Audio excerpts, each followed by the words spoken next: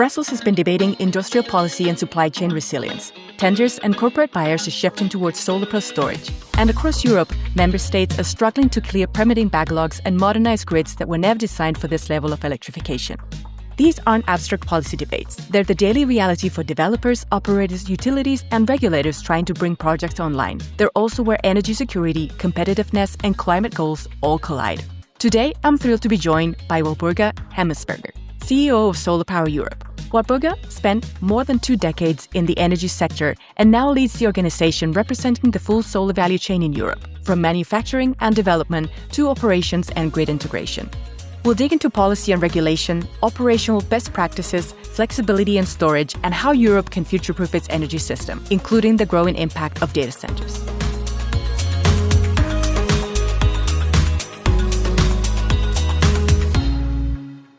Walburga, welcome to What Matters. So Walburga, let's start with your journey. What drew you into solar and what ultimately led you to the role of CEO at Solar Power Europe? So first of all, I'm very happy to be on your show today. Glad to be able to talk to you. And on your question. So I've been working in the energy sector for almost 20 years now. And I arrived at Solar Power Europe, I think, at a decisive moment. It was in 2019. So I've been with Solar Power Europe now 7 years. And what drew me to solar is, that's a super exciting sector. It is, I'm working with great people. We had an amazing growth in the last couple of years. And solar will be the number one electricity source pretty soon. So it's all exciting. The journey is exciting. There's challenges in a way, but it's really great to work in the sector with great people. So what strikes me about your journey is that you've seen solar from multiple angles: policy, markets, and now leadership. But if we zoom into the present moment, I know that you're leading an organization that represents the entire solar value chain. How do you actually turn a mission that big into a clear day-to-day priority? So at Solar Power Europe, we're the European organization, which is representing the solar and battery sector, by the way, since some time, along the full supply chain, from manufacturing to deployment, operation, maintenance, you name it, in order to really be the one go-to organization for policymakers when discussing about the energy transition, when discussing about solar and batteries. We're working with some 60 people here in Brussels. We're based in Brussels in order to make sure that we have, direct access also to policymakers. And indeed, it's a very broad spectrum, coming back to your question, but we do think all of that needs one strong voice that is communicating with policymakers, because all these aspects are important for policymaking. And we want to make sure that these discussions are happening with the more than 300 members that we have at Solar Power Europe, and that we're providing policymakers with one answer to their questions. That's great to hear. Great. Yes, I really like that Solar Power Europe really represents a very broad ecosystem. So developers, manufacturers, operators, service providers, as you say. How do you translate that diversity into clear priorities for the organization? That is very, very easy. So we are also consulting our members on our priorities, obviously. Especially last year, we've been drawing up a new 3-year strategy for the coming 3 years at a very decisive moment. And we translate that then into work programs. It's very clear what the 4 priorities are that we have. So first of all, we want to make sure that Europe is electrifying. We want to help our customers. We want to help industries. We want to help consumers to electrify. That is one very important goal that we have. We then also want to make sure that the energy system becomes much more flexible in order to support the energy transition at the least costs, but also to make it possible that solar and batteries are further growing. So we need a lot of flexibility. That's priority number 2. Priority number 3 links to the supply chain issue. So making sure that we have resilient supply chains, that we also have sustainable supply chains, and that we also produce to some extent in Europe. Made in Europe is one of the things that we are discussing at the moment. Maybe we'll be coming back to it afterwards. And the 4th one is, encompassing all of that is communications. It is so important to get our messages across, but not only to policymakers. It's more important than ever that we're also countering misinformation, disinformation, and this is why communication also plays a very, very important role in our work, and that's our 4 priorities that we have for the next 3 years. And we will be working on it with different measures, with different tools as well. We don't only do policy and advocacy work at Solar Power Europe. We also come up with the latest market data. We have our reports. We also, since a couple of weeks, have a new tool, the Policy and Market Navigator. So that's a database that we're providing, where we're providing data to the policymakers, but also to the market in order to support our members, support the market more generally with data. We do events where we bring the community together in order to, develop solutions forward. So we have a couple of events throughout the whole year. So that's, all the activities that we're doing in order to get to those goals that are very important for us. Thanks for sharing. Yeah, definitely some very important goals. And I know also that over the past few years, there's energy security has moved from a background concern to the top of political agenda.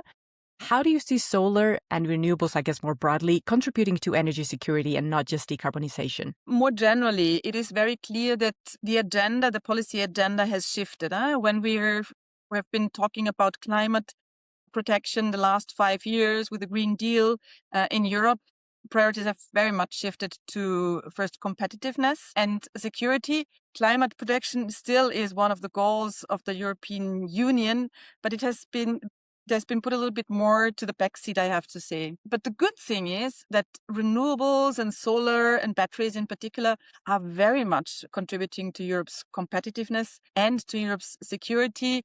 And to just answer your question on security, Europe is just not having any resources when it comes to oil and gas, when it comes to coal. In any way, want to get rid of fossils altogether. The one way forward is using homegrown electricity. Homegrown electricity, that is renewables, that is largely solar, that is largely wind, all of that together with batteries. Some countries choose to also invest in nuclear. Obviously, the main thing, the way forward in the next couple of years very quickly is solar and wind, renewables all together, because this is what we can do very quickly, whereas, it takes a long time to build new nuclear power plants, and then we can still discuss about the costs. But this is really the way forward for Europe. When it comes to security, homegrown electricity, we are not dependent on any imports anymore that can be weaponized, as we have seen in the past with Russia. We're at the moment,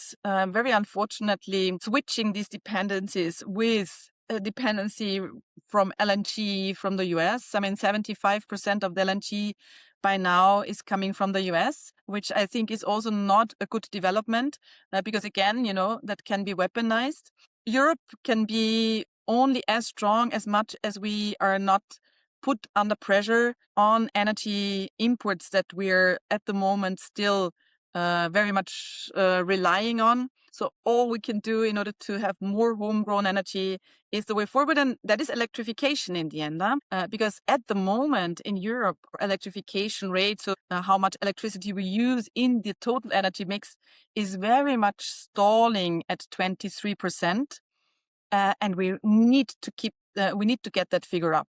The European Commission has set a goal of 32% of electrification in our energy mix by 2030. So a very steep curve that we need to follow, but we need to get there. So we really need to make sure that we're taking the right measures to electrify industry, to electrify heating, to electrify transport. This is the way forward for Europe.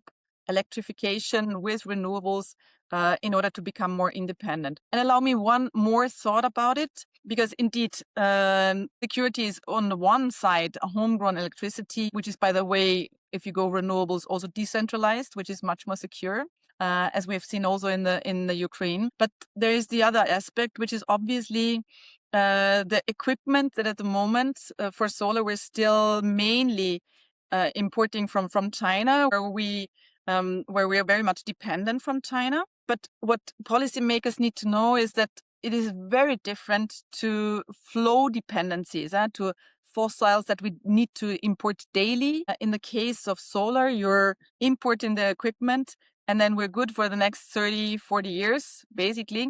So this is a completely different dependency. Yes, we need to also look into that. And that's what we're doing in our work as well.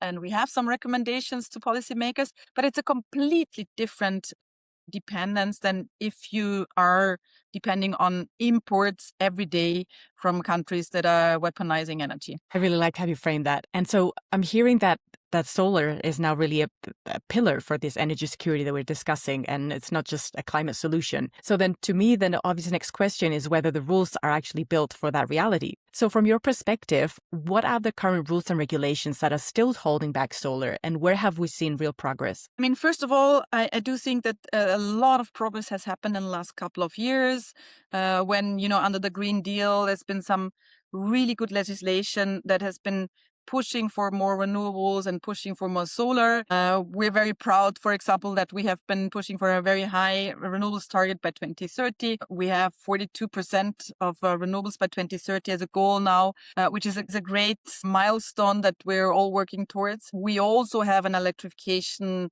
target of 32% now, which is also, setting the pathway to more electrification. So a lot of stuff has happened. And, I'm not going into all the details of all the great measures that we've seen. It is very important that these measures are now implemented. And this is where, European policymakers need to help member states to really make sure that all the good stuff that they should implement is also implemented. That has to do with permitting, where we're still very slow, even if we have fantastic permitting rules, but they're not so much implemented yet. This has to do also with flexibility. There's a lot of flexibility options and member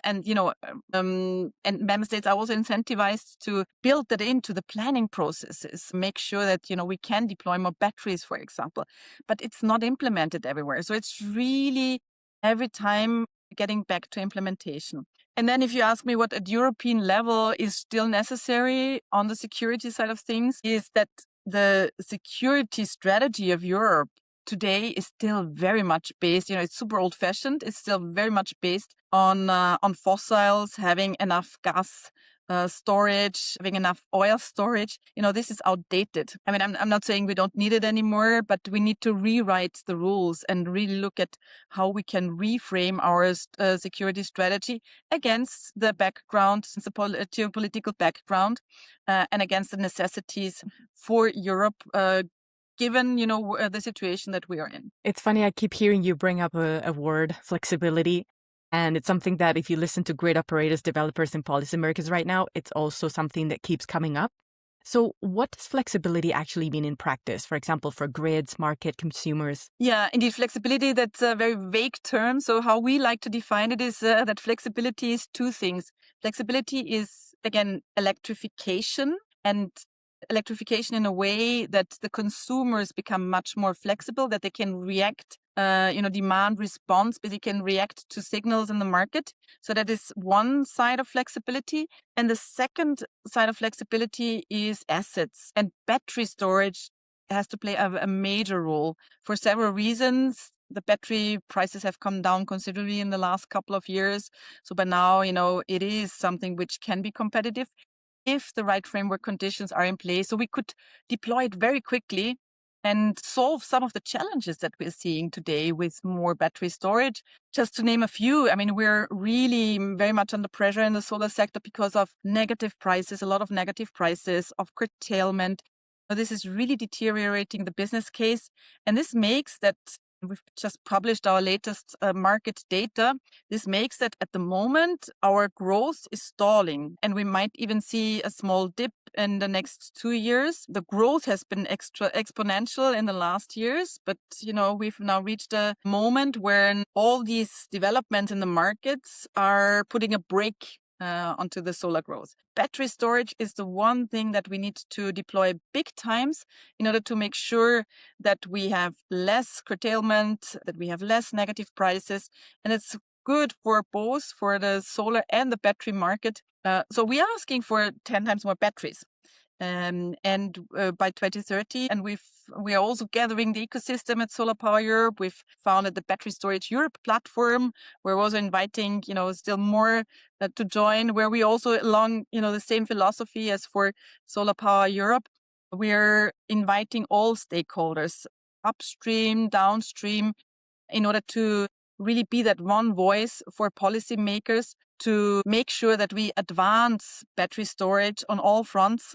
So this is the second asset, or the second part of flexibility that we're very, very much pushing. It's funny that once you start talking about electrification and demand response, storage almost always inevitably enters the picture because it seems that flexibility sort of needs somewhere to live. Batteries are really coming up everywhere. And so from a utility scale project to behind the meter systems, what role do you see storage playing in overcoming today's bottlenecks? Yeah, so I do think we need storage everywhere. The Battery Storage Europe platform that we have been founding also very clearly states that we want to make sure that batteries are behind the meter, co-located with plants, but also standalone, connected to the grid in order to provide that flexibility wherever it's needed. What we do see, and we came up with a market report just this month, what we do see is that currently utility scale batteries are taking over, where Europe in the past was developing more residential battery storage. There's more and more utility storage, which is also coming into the market.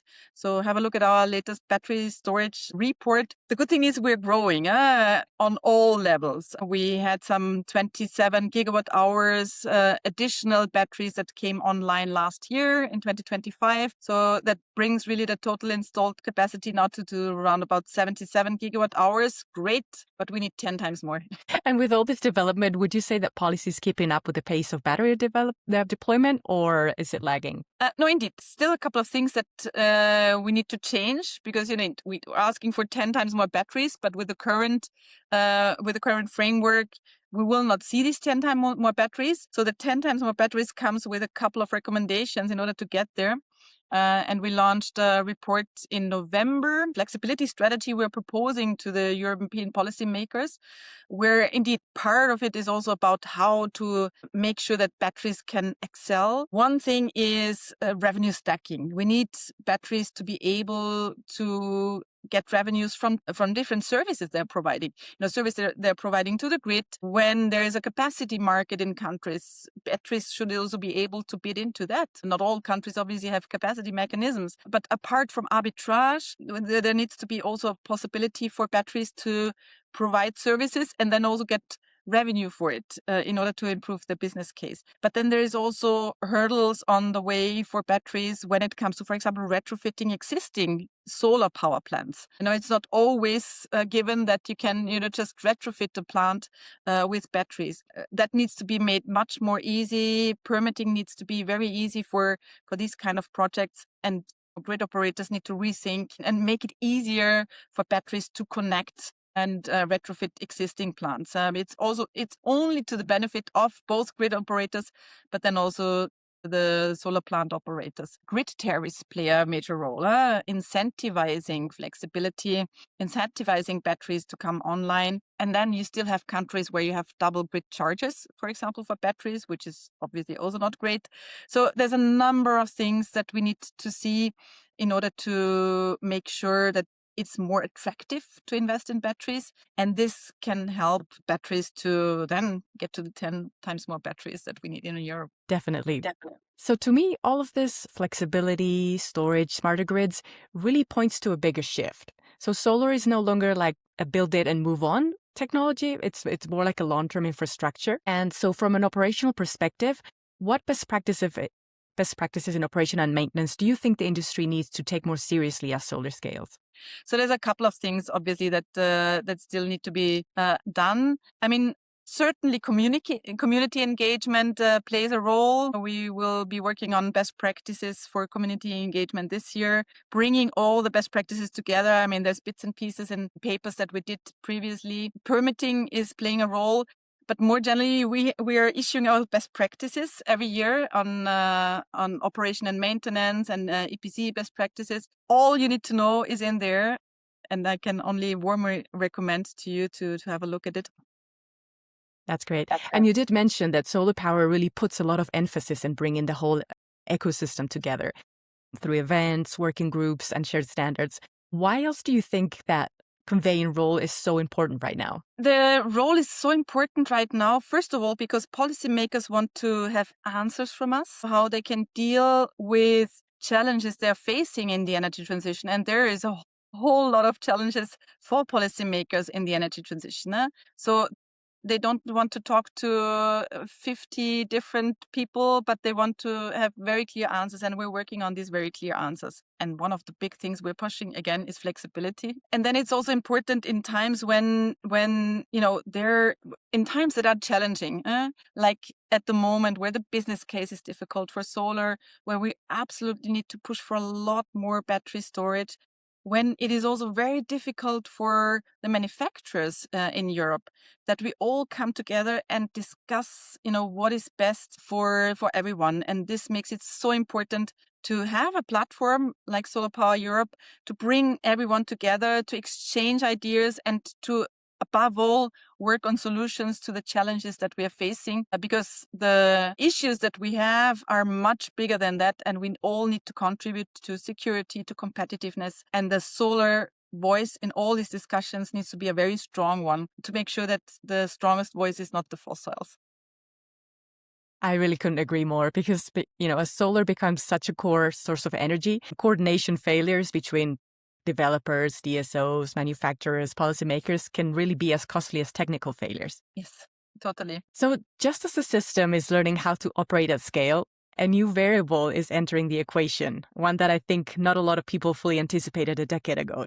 The explosive growth of AI and data centers. It's now driving electricity demand in ways that traditional grid planning simply wasn't built for. So how do you think the EU will tackle this surge in data center demand? And what does it mean to future-proof the energy system? So first of all, I do think that Europe needs to make sure that we're investing in data centers and that we become a place to be for data centers. This is extremely important for digitalizing Europe, and also making sure that we're at the forefront on all the developments regarding AI. So there's no question. But then indeed, your question relates to how are we going to power all these data centers? So I do think we, first of all, need to make sure that we understand how much electricity is really needed. There's big question marks still about how much electricity will be needed for data centers. This is where we need to very closely work with data centers. So I recently already joined a high-level exchange that was facilitated by Commissioner Virkkunen on bringing indeed the energy sector together with data centers to discuss, okay, what is needed? What are their needs? How much can we then also make sure that we are providing those needs with homegrown electricity? There again, flexibility and batteries come in. So we need to develop a strategy to make it very clear, where do we have these needs? How big is the need? From the outset, to be honest, I am quite happy to have this electricity demand going up, when we're at times when electrification is stalling, because we can only grow further if we also have demand and not just supply, because we've been providing that supply, but we need demand. And at the moment, the only demand that is really growing is the one from data centers. But obviously, we also need sustainable solutions, and we need to make sure that these data centers are not powered with fossils, so that we really make sure that this is homegrown electricity again, that we are providing to power these data centers. But first, we need a plan, and we need visibility where all of this is going. And this is where we are having discussions indeed with policymakers that are also looking into that. And we are ourselves, by the way, also working with the data centers. So we will be publishing a joint vision paper, a joint way forward with the data center association that we are having very, very intense conversations with. So we're also doing our homework and exchange with the data centers to see what solar can do particularly. That's great to hear. So we've covered a lot of ground, from policy and grids to operations and future demand. And before we wrap up, I want to zoom out one last time. From your perspective, what is one trend in Europe's energy transition that gives you the most confidence? So one trend in Europe's energy transition is that we're still growing. So even if I was telling you that there is a little dip when it comes to solar, we have been adding some staggering 65 gigawatt of solar again last year, which is amazing. And we have come from a position where a couple of years ago we've been providing some 4% of Europe's electricity consumption, where today it's 13%, and in 2030 it will be again much higher. And we're, as I said in the beginning, we are becoming the biggest electricity source. So even if it's difficult and I acknowledge very much difficulties that our members, the whole solar sector, the whole battery sector at the moment is in. We are still adding huge amounts of solar to Europe's energy transition because it's a no-brainer. It's the cheapest electricity source. It is very versatile. You can install it everywhere. And even in countries where, don't have very positive framework conditions outside of Europe, solar is growing. And this is giving me confidence and knowing that it's not just green electricity, but it is providing security to Europe, knowing that it is helping Europe's competitiveness.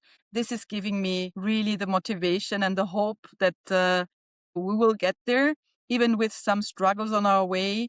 But we have solutions, and we are quite confident that these solutions will get us a step forward. Thank you very much. I'd like to point out a few takeaways from our conversation to our listeners. First, that security and solar growth are now inseparable. So renewables aren't just clean, they're really strategic. Second would be for me that unlocking the next phase of growth really depends on flexibility. So we've talked electrification, demand response, and really batteries are no longer optional. And third would be that scaling solar sustainably means thinking beyond construction. So we're talking strong operations, digital grids, and collaboration really across the ecosystem matter more than ever. Absolutely. I think that's very well summarized. Fantastic. And so where can listeners follow you and follow Solar Power Europe's work? So I'm on LinkedIn. So you just need to look for my name, Walburga Hemetsberger. And obviously Solar Power Europe is on LinkedIn and on different other platforms as well. We have a webpage. The Battery Storage Europe platform has a webpage. So you find all our events, all our activities there. So please have a look at it and follow us and get engaged in our work. All of those reports and fantastic work, for sure. I do invite all of our listeners to join some of the Solar Power events. They are really, really wonderful events. Thanks again. Thank you very much, Anna. Thank you for listening. What Matters is powered by PVKs, the platform trusted by solar professionals around the globe. If you never want to miss out on insights that keep solar projects moving forward, make sure you follow the show wherever you listen to podcasts. And if you're interested in learning more about streamlining your solar project needs, visit pvks.com for more info. Until next time.